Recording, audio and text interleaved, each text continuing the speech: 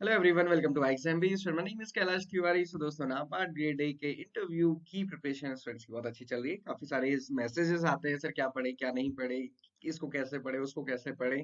सो मैंने सोचा क्यों ना एक वीडियो बनाई जाए, और इस वीडियो में क्विकली हम डिस्कस करेंगे 5 मिनट से कम टाइम में कि कौन सी ऐसी 5 चीजें हैं जो आपको इंटरव्यू के लिए पढ़नी ही पढ़नी है। इंटरव्यू क्या है ये तो आप चीजें समझ ही गए हैं, एंड इंटरव्यू कितना इंपॉर्टेंट है ये भी आप समझ गए हैं। आपने इसको क्वालिफाई किया, आपके इसमें अच्छे मार्क्स आए। कितने मार्क्स आए अगेन ये नहीं पता, बट इतने अच्छे मार्क्स होने चाहिए इंटरव्यू और इसके मिला के कि आपके फाइनल यहाँ तक पहुंच जाए। इस बात को अपने को हमेशा याद दिलाइए। 150 वैकेंसीज हैं, 438 या जितने भी स्टूडेंट्स का सिलेक्शन हुआ है, मैं ये नंबर हमेशा कंफ्यूज कर जाता हूँ।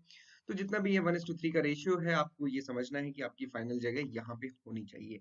ओके, सो साइकोमेट्रिक टेस्ट होना है 7th को, ये नाबार्ड ने बता दिया है। इस पर हमने वीडियो बनाई थी तो इस पे हम डिस्कस नहीं करेंगे, आप ये वीडियो को देख सकते हैं।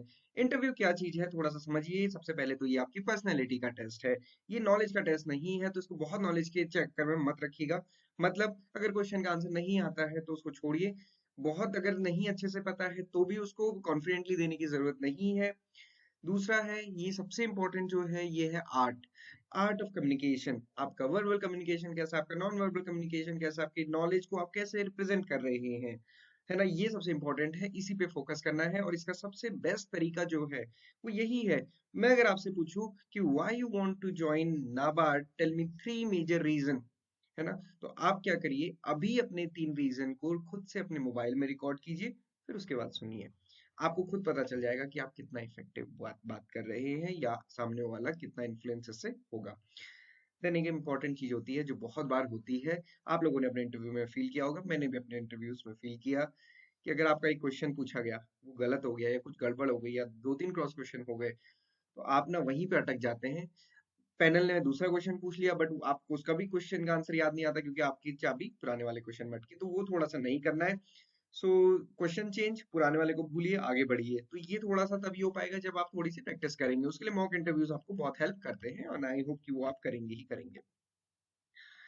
देन मेजरली हम इंटरव्यू को 3 पार्ट में डिवाइड करते हैं, subject related, HR related, organisation related. ये तीनों चीज आप बहुत अच्छे से समझते हैं तो मैं इसको एलेबोरेट नहीं करूंगा। मतलब सिंपल सी चीज है, यहाँ पे आपको टेक्निकल अंडरस्टैंडिंग या फिर जो आपकी सब्जेक्ट रिलेटेड अंडरस्टैंडिंग है, या फिर जो नाबार्ड का, नाबार्ड में अगर आप देखेंगे तो एग्रीकल्चर रूरल डेवलपमेंट है, तो इसकी टेक्निकल अंडरस्टैंडिंग आपको होनी चाहिए।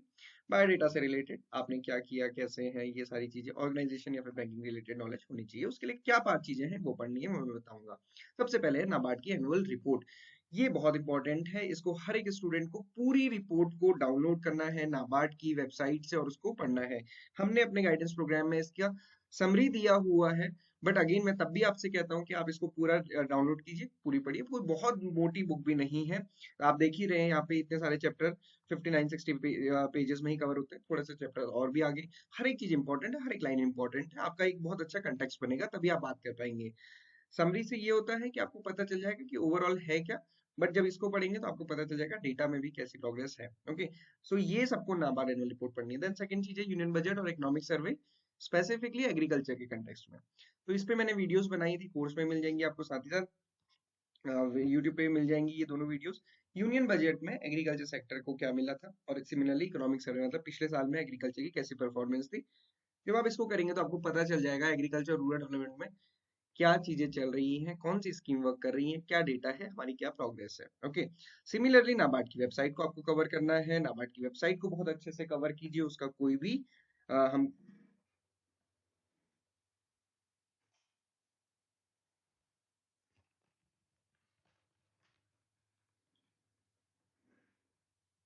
सब्स्टिट्यूट नहीं है।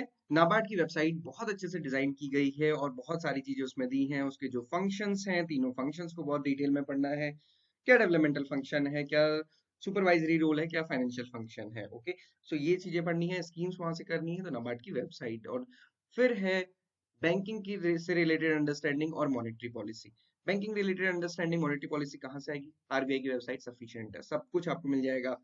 पीएसएल से लेके जो हमारी बैंक रेट से रिलेटेड चीजें होती हैं, स्टेबिलिटी रिपोर्ट्स हैं, या फिर जो मॉनेटरी पॉलिसीज हैं, माइक्रो एमएसएमई की जो क्लासिफिकेशन है, जो भी चीजें ना आपको सारी कुछ मिल जाएगी। मॉनेटरी पॉलिसीज तो आपको यहीं पे मिल जाएगी। करेंट रेट बहुत अंदर तो जाने की जरूरत ही नहीं है, सारी चीजें जो स्टार्टिंग में दिखती हैं उतनी ही सफिशिएंट है, तो ये जरूर आपको करनी है। देन उसके बाद है रूरल डेवलपमेंट की एक बेसिक अंडरस्टैंडिंग, किसी भी ग्रामीण एरिया को अगर डेवलप करना है तो उसके लिए क्या करना पड़ेगा? So the important thing is the watershed development. So first we have to develop the watershed. अब watershed होता क्या है? इस फोटो से आप काफी अच्छे से समझ सकते हैं। आप देखिए पहाड़ है, ये स्लोप है। अब इसमें अगर बारिश होगी तो पानी बह के नीचे जाएगा, इधर का पानी इधर को जाएगा, इधर का पानी इधर को जाएगा।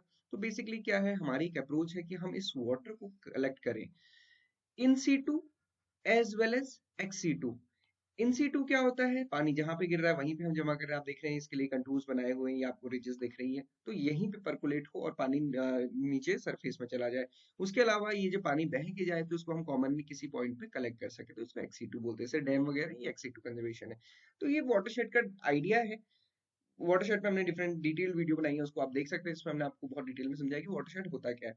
तो पानी होगा तो सब कुछ होगा, पानी नहीं होगा तो कुछ भी नहीं होगा, है ना। लोगों को, जानवर को, किसी को भी रहने के लिए पानी चाहिए, फसल को भी पानी चाहिए। पानी है सब कुछ है, पानी नहीं तो कुछ भी नहीं।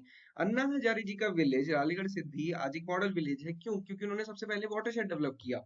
अगर वाटरशेड डेवलप नहीं करते तो फिर कुछ नहीं हो पाता। तो ये वाटरशेड बहुत इंपॉर्टेंट है, इसको समझ के जाइए, क्वेश्चन पूछे ही पूछे जाएंगे। तो ये 5 चीजें थी जो आपको करनी है। एक बार यहाँ पे मैंने सारी की सारी चीजें लिखी हैं, एटलीस्ट इतनी चीजें करिए। उसके अलावा तो जो बायोडेटा रिलेटेड है, एचआर रिलेटेड है, वो तो आप डेफिनेटली करेंगे ही करेंगे प्रिपेयर, कि 3 reason why you want to join, why you should be selected, what if you are not selected, इस टाइप के क्वेश्चंस तो आप करेंगे ही। बट यहाँ पे मैंने कंटेंट पे फोकस किया है। इन पांचों चीज को जरूर डिस्कस कीजिए। आपको लगता है कोई और चीज इंपॉर्टेंट है, कमेंट बॉक्स में जरूर लिखिएगा। इसके अलावा जो हमारा नया पार्ट गाइडेंस प्रोग्राम है, आज भी हमारी क्लास है।